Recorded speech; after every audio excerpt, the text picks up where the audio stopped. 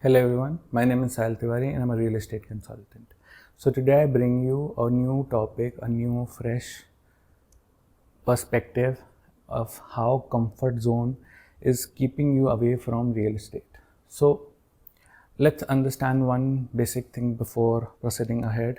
That is, affordability and comfort zone are two different things. So affordability is like what your budget or what your pocket allows you, and the comfort zone is that we are in a state that are a lot of aspirational needs are quite high, and we are not able to chop down on them a little bit and be able to afford that particular real estate, and we are just don't want to adjust on that and be in our comfort zone forever and miss out great opportunity of growth and owning your own home. So a little more on this with an example. So if a young couple who's earning great, but have both of them are earning quite well and they can afford somewhat around a 1 cr or 1.5 cr of a flat, that's great, okay, but they have created that their lifestyle in such a way that they are not focusing on what is their necessity and what is their luxury. So if they don't have that clear definition of both, they will be struggling in saving money or in budgeting such a way that they can afford the real estate. So to buy real estate, you have to have some amount of wealth, some amount of corpus.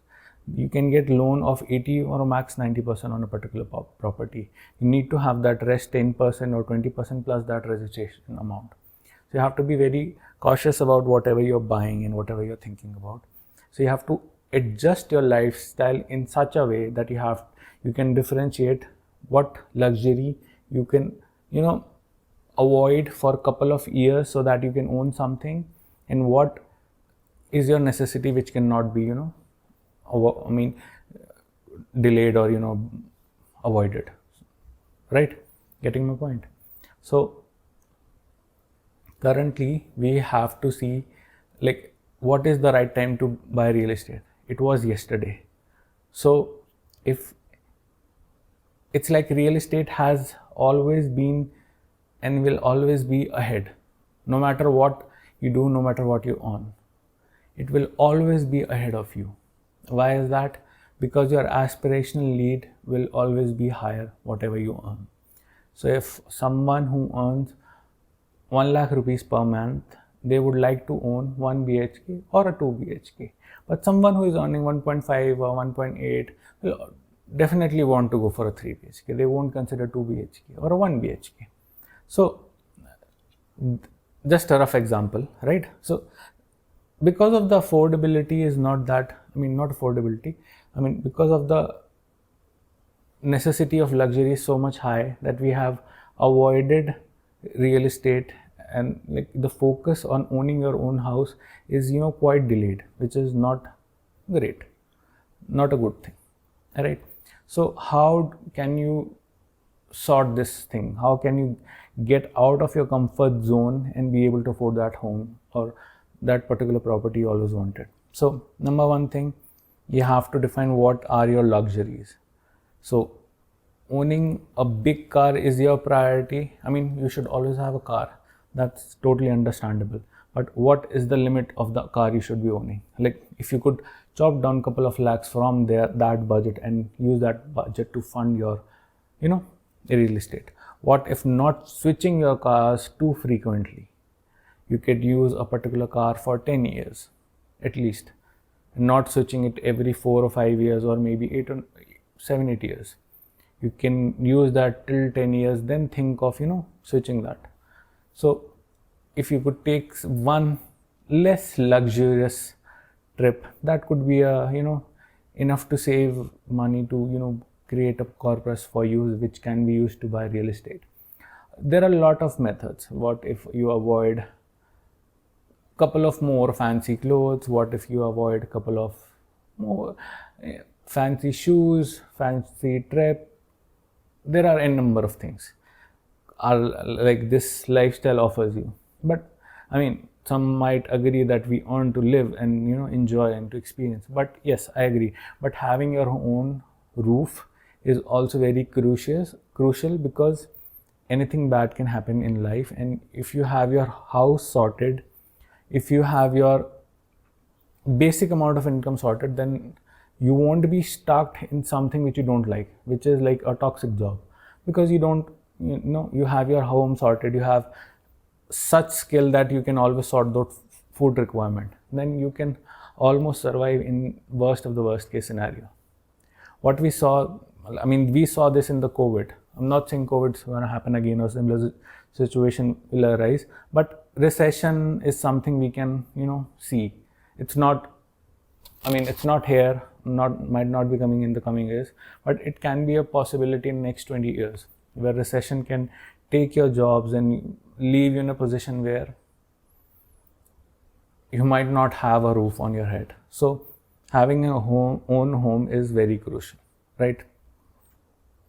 So number one thing you should be doing is getting your expenses sorted. What is luxury for you, what you cannot compromise on, and what you can compromise and you should compromise. So taking a step down, coming out of your comfort zone and buying that your house which you need in the longer run, right? Second thing I'd like to focus on is, like, real estate has always been higher throughout the history, like higher than the average household income. So if anyone who have X amount of income, the real estate will be always higher than that X amount. It's just that our previous generation didn't have the luxury available to them. So